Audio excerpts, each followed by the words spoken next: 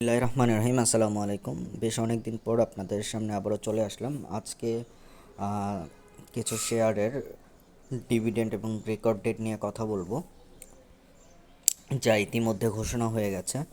আহ, তার আগে একটু বলে নেই, বিগত দিনে আমি যেই শেয়ারগুলির অ্যানালাইসিস দিয়েছিলাম, আলহামদুলিল্লাহ আপনারা তার সুফল ইতিমধ্যে পাওয়া শুরু করেছেন। আপনারা অ্যাপেক্স ফুড দেখতে পাচ্ছেন, খুব ভালো একটা অবস্থানে বর্তমানে আছে। এছাড়া আইটিসি খুব ভালো একটা অবস্থানে অলরেডি চলে গেছে। যাই হোক, আমরা মূল ভিডিওতে চলে যাই। আমরা দেখতে পাচ্ছি, দেখেন, এসআইবিএল 27 এপ্রিল 2023 সালে এটা ঘোষণা করছে। কি ঘোষণা করছে সেটা একটু দেখি। ক্যাশ ডিভিডেন্ড এই শেয়ারটা 5% এবং কি স্টক ডিভিডেন্ড 5% ঘোষণা করছে। এই শেয়ারটার EPS to NAV 20.20। Record date হলো 5 জুন 2023। এজিএম হলো 10 জুলাই 2023। এটার বছর শেষ হলো এন্ড ইয়ার 31 ডিসেম্বর 2022। 27 এপ্রিল আরও কিছু শেয়ারের ডিভিডেন্ড ঘোষণা হয়েছে, আমি বলে যাই। স্ট্যান্ডার্ড ইন্স্যুরেন্স এটা ডিভিডেন্ড ঘোষণা করেছে, ক্যাশ 13%। স্টক ডিভিডেন্ড দেয়নি এই শেয়ারটা। ইপিএস ঘোষণা হয়েছে হলো 2.35। ন্যাব ঘোষণা হয়েছে হলো 20.77। আর রেকর্ড ডেট আমরা দেখতে পাচ্ছি 22 মে 2023 এবং কি AGM 20 June 2023। End year 31 December 2022। SBAC bank, এইখানে আমরা দেখতে পাচ্ছি ক্যাশ ডিভিডেন্ড 3.5%। স্টক ডিভিডেন্ড দেয়নি। ইপিএস দেখতে পাচ্ছি 0.72। এছাড়া ন্যাব আমরা দেখতে পাচ্ছি 13.27। রেকর্ড ডেট আমরা দেখতে পাচ্ছি 21 মে 2023। এজিএম আমরা দেখতে পাচ্ছি 18 জুন 2023 এবং কি এন্ড ইয়ার আমরা দেখতে পাচ্ছি 31 ডিসেম্বর 2022।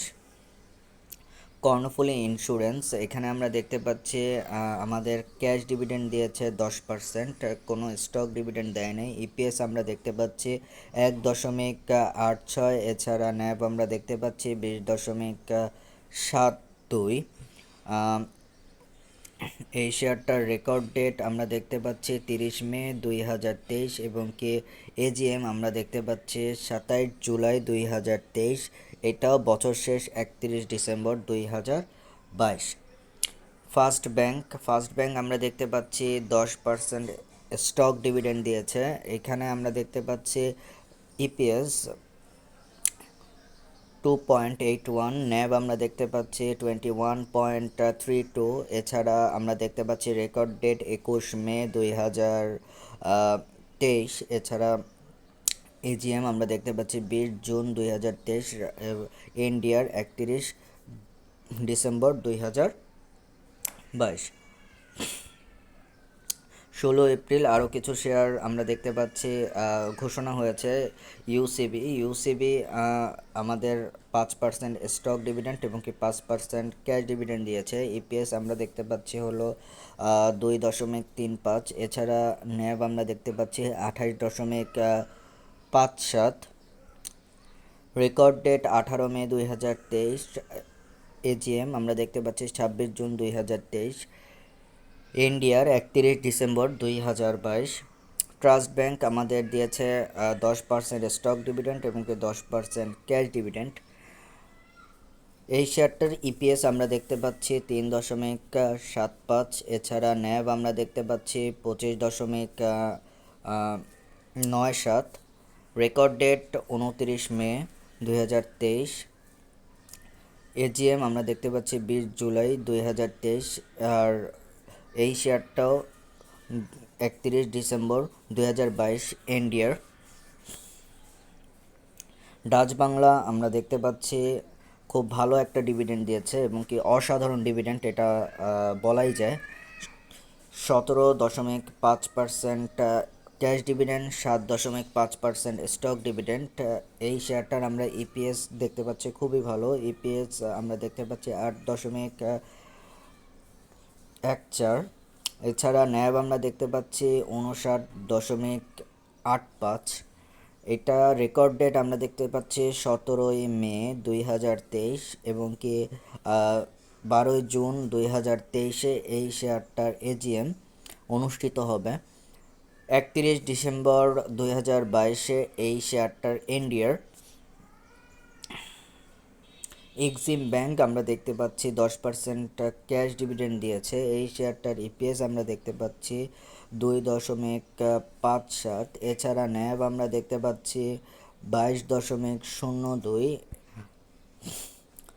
16 মে 2023 এই শেয়ারটার রেকর্ড ডেট, এজিএম আমরা দেখতে পাচ্ছি 19 জুন 2023। এই শেয়ারটা 31 ডিসেম্বর 2022 এনডিআর। বিএনআইসিএল এটা একটা ইন্স্যুরেন্স কোম্পানি, এইটা আমরা দেখতে পাচ্ছি 20% ক্যাশ ডিভিডেন্ড দিয়েছে।